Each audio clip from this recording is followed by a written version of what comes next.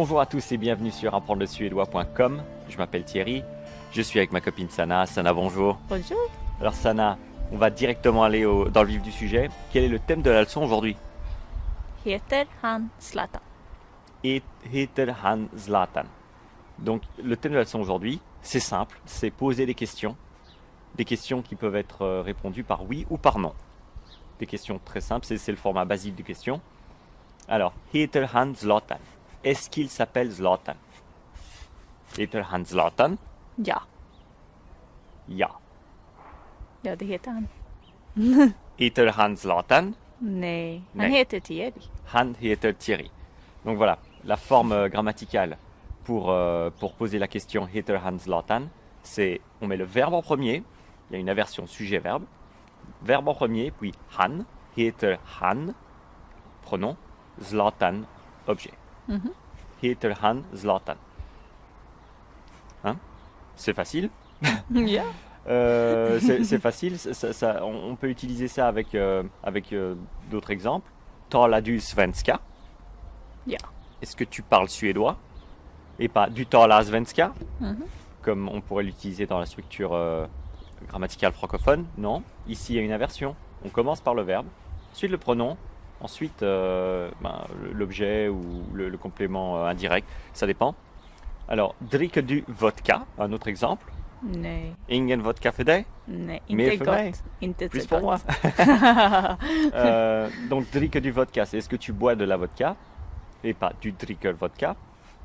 Maintenant, si on revient à l'exemple précédent, petit test pour vous.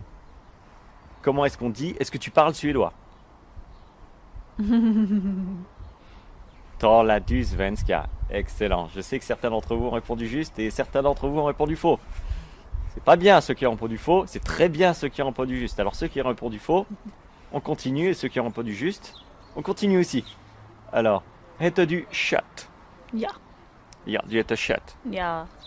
Heter du kött, c'est est-ce que tu manges de la viande et pas du heter kött. Donc voilà, on a encore cette inversion, encore une inversion peut-être qui serait la phrase est-ce que tu voyages beaucoup? Reser du mycket? Kanske. Kanske. Est-ce que tu voyages beaucoup? Reser du mycket et pas du reser mycket, comme on pourrait le dire en français. Et en français, on va insister sur l'inflexion en fin de phrase pour préciser que c'est une question. Est-ce que tu voyages beaucoup? Ou tu voyages beaucoup? C'est plutôt ce qu'on va dire en français. Mais en suédois, pas la peine de se prendre la tête avec le fait de faire un petit peu lever l'inflexion en fin de phrase.